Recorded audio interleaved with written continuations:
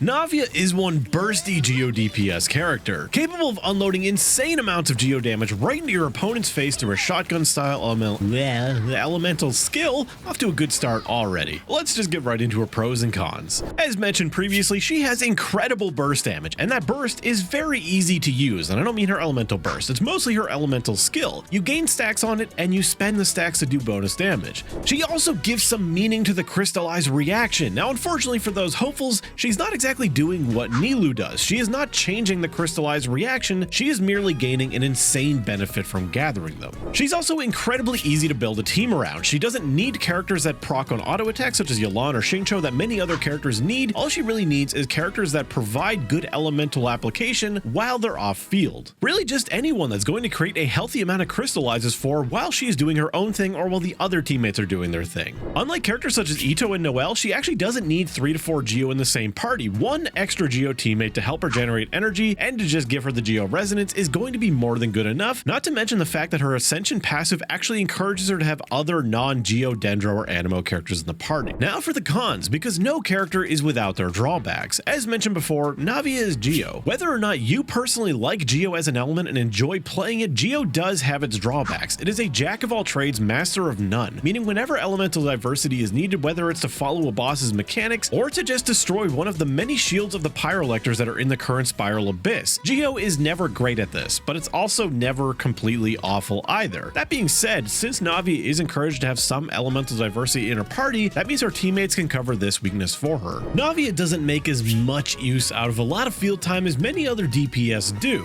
She doesn't exactly need to be on the field until she has all 6 stacks of her skill, and once both charges of her elemental skill are used, well, she doesn't exactly do much. Navia's AoE capabilities are quite limited. If enemies can group up, her shotgun-style elemental skill can clear a lot of enemies in a small area. But as it is a shotgun-style skill, you would expect it to have a very low effective range. The range at which it can hit enemies is quite short to begin with. The range at which it's most effective is even less. And given the fact that she's a GEO character, it means the synergy with Animo characters in her party is quite limited and they would only be there for the grouping capabilities. Now let's get into her kit. Her basic attack has nothing really special going on other than just how good it looks. The good news is she does get an infusion later on, so you do actually get to use this thing. At level 10, her motion values on her basic attack are quite good. Very similar to Diluc's, so you will get some use out of this thing and it will do decent damage. Her elemental skill, this is her bread and butter. It has a hold and it has a tap. No major differences between them like damage or cooldown. Held version just vacuums in crystallized shards around Navia. And of course, you get to aim it. Now her stack system based on crystallized shards is also tied to her elemental skill, and I'm going to simplify the hell out of this. Crystallized shards gathered by party members equals 1 crystal shrapnel stack, maximum 6 stacks. Spends all stacks on skill use. Extra projectiles for each stack spent up to 3. Extra damage for hitting one enemy with all 11 projectiles. And finally, extra damage for each stack spent beyond the initial 3 up to the maximum 6. The stacks also last 5 minutes and refresh every time you gain a new one, so that is barely even a thought. Now Navia's elemental burst is thankfully a lot more simple. You bombard an area with cannon fire repeatedly over the course of 12 seconds,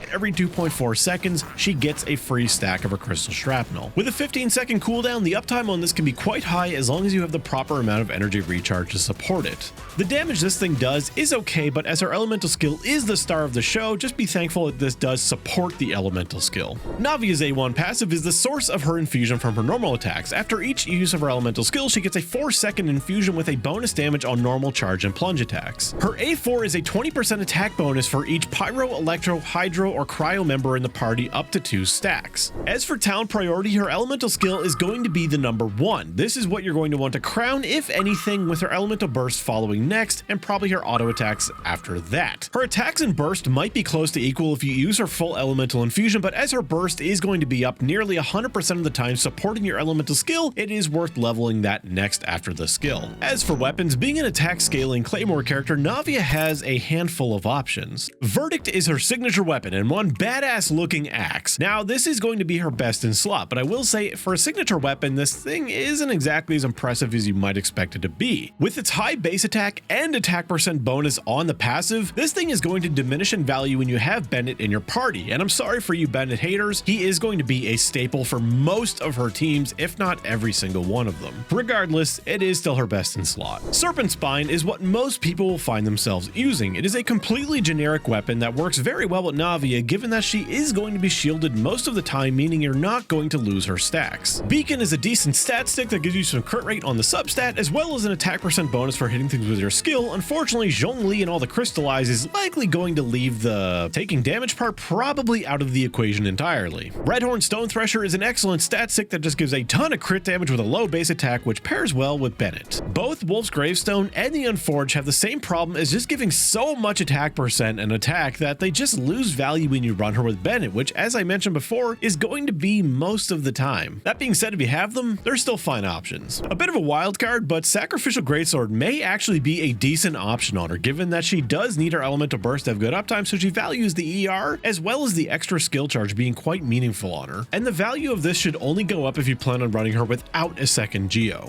Artifact sets. The Nighttime Whisper set is tailor-made for Navia. She can get this benefit easily and is encouraged to do so. Granting up to a 50% Geo damage bonus when you're under the effect of a crystallized shield, this thing is incredibly powerful in the right hands. And the right hands just happens to be Navia. Now for other artifact sets, things get a little dicey. The Hunter set is fantastic if you run her with Navia, but the 2-piece bonus is a little bit rough. You don't exactly get a lot of benefit. Vermilion Hereafter can be used if you're using Farina as well for a ton of extra attack percent, which runs into the Bennett problem, but also if you swap off field with this artifact set, you lose the buff, and she doesn't exactly stay on the field for very long. Golden Troop is a ton of skill damage, which unfortunately leaves out her burst and normal attacks entirely, but also she stays on the field long enough to kill this buff at least. Like, she doesn't take up that little field time. Nighttime Whispers really is going to be her best option. It is very solid on her, and it just synergizes with her kit as well as benefiting her entire kit, unlike most of these other sets. However, if you wish to protest this domain and not farm it because it's similar to Husk where it's ran with a healer set, I would probably just go with Hunter and run her with Farina. Other than that, you got double 2-piece artifact set bonuses. If you have Petra, you got a Geo damage bonus plus attack percent, or double attack percent, and skill damage from Golden Troop, or you can even throw in ER from Emblem if you really need the energy recharge still. As for the stats, nothing out of the ordinary here. Crit on the Circlet, Geo damage Goblet, and an attack percent Sands. For the substats, once again, nothing special here. You know, you just want attack percent, get your crit stats obviously, and whatever energy recharge you can get up to a decent amount because her burst is very important. The specific need of that is going to vary heavily depending on whatever team you're in. Generally, I found Navia was able to get away with as low as 115 to 130% ER and maintain her burst comfortably. But this was always under the assumption of having one other Geo member in the party, that always being Zhongli in my case. No members in these parties had anything like a Favonius weapon though, so that would lessen the requirement by even more.